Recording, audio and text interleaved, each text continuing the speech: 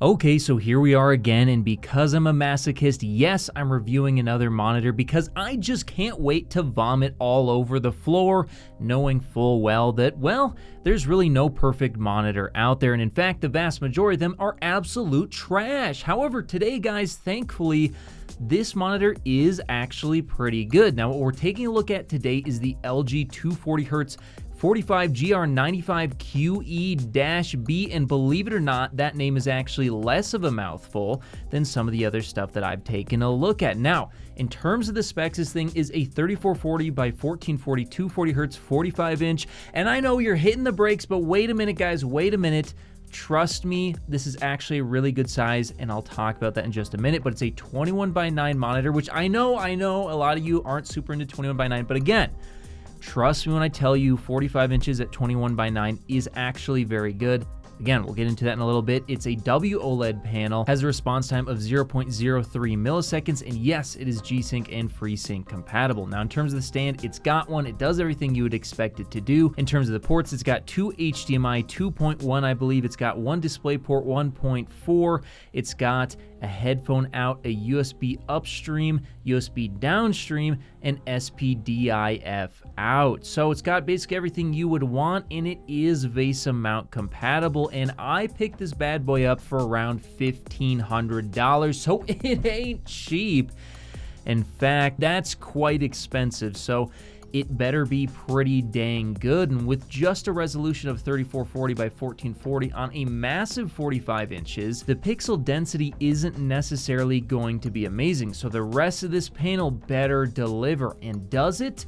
Well, let's go ahead and take a look first at the color. Now, thankfully, out of the box, the white point was absolutely excellent. Basically a perfect D65 white point with a delta E of just 0.5, so it's gonna be very, very accurate. In terms of the brightness, what are we looking at? Well, unfortunately, it is the dimmest display I have measured thus far, with a 100% window of just 143 nits, which is very disappointing because, you know, maybe I'm wrong, maybe I'm just taking crazy pills here, guys, but I could have sworn this is one of their new MLA panels, and if it is in fact an MLA panel, LG, what the hell are you doing?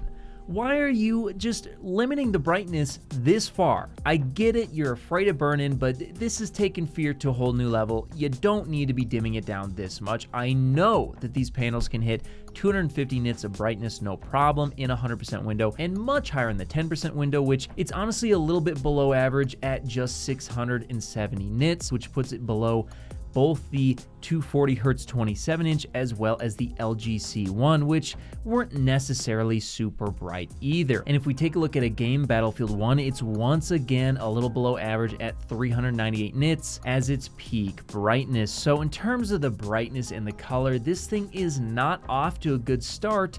However, here's where things start to get a little bit better. Now, in terms of the minimum brightness, it does pull in 0.00 nits, making this, yes, an infinite contrast ratio display, also making it fantastic for HDR to an extent. Of course, it doesn't get super bright, but it still will give you very good contrast. Now, in terms of the total system latency, here's where you guys are going to be very impressed, and I was shocked. It is now the fastest monitor I have ever recorded, coming in with a mind-blowing 23 milliseconds. And guys, I think I just left a dent in the bottom of my desk because that is wowie, that's fast. That's actually insane. And in terms of the motion performance, it's also very, very good. As you can see here at the 240Hz, it's nearly like screenshot levels here. Sure, there's a tiny bit of blurring, but I think we're just nitpicking at this point.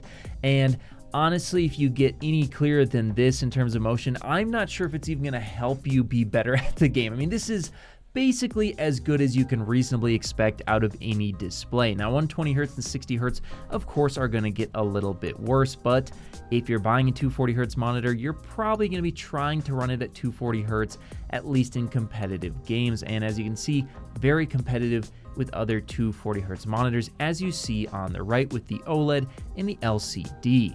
Now, in terms of the finish, oh, Jesus Christ.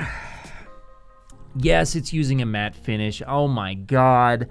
Now listen, it's not as bad on this monitor because the pixel density isn't amazing, so even if it had a glossy finish, it wouldn't necessarily be affecting the clarity that much anyway, considering that it's not a super clear display. However, it is going to impact the vibrancy and the clarity of the display, and I wouldn't be surprised if that's one of the reasons as to why it's actually pulling in lower color coverage than you would expect to see out of this monitor. Some of that is kind of being ruined by the diffusing layer between you and the screen. And for God's sakes, if anybody at LG watches this, please, for the love of God, stop. Just stop it. Stop putting a matte finish on any premium monitors. I feel like I'm going to lose my mind. Guys, I am seriously taking crazy pills at this point. I have no idea what's going on. I don't know what they're doing over there. Why on God's green earth would you put a matte finish on an OLED display? Why would you put it on a mini LED display? Why would you put it on any premium display over $600? It's just ruining the image. Stop it. Stop. Please, I beg you. What do I have to do? What do I have to do? I'll do anything. Stop it. Okay, but enough about that. Yeah, it's got a matte finish. Doesn't affect this monitor, again, like I mentioned earlier, as bad as it would if it was 4K, so at least there's that. The viewing angles, it's OLED, it's fantastic, and the uniformity was also very good. Now, other issues I ran into, HDMI G-Sync just wasn't working properly, so you gotta use DisplayPort, which is weird, but okay, I guess it works. However, I know it sounds like I was being somewhat negative towards this display the whole time, but I'm gonna be honest with you guys. Despite its issues, I actually really like this display, and I'll tell you why. Now, I've never been a huge fan of ultra-wide displays. I feel like, for the most part, you're kind of rendering pixels you're not really looking at anyway, so it kind of feels a little bit wasteful, and that's somewhat true to a degree here. However, at 45 inches, I feel like I get it now. I feel like 21:9, now it makes sense, because vertically it's tall enough where you're actually pretty immersed in what's right in front of you, and it's also long enough to take up basically your entire peripheral vision if you do get close enough to the display. So I feel like with an ultra-wide of this size, this is what people were imagining when they came up with ultra-wide monitors. It's something that takes up basically your whole field of view, and it's honestly an incredible experience, especially when it's as fast as this thing is. So yeah, this thing definitely has its issues, but it's really immersive, it's really fast, and it has really good contrast ratios. So here's what I'd say about this display. If it was $999, I think I would actually recommend it. But at $1,500, I feel like it's just a little bit too much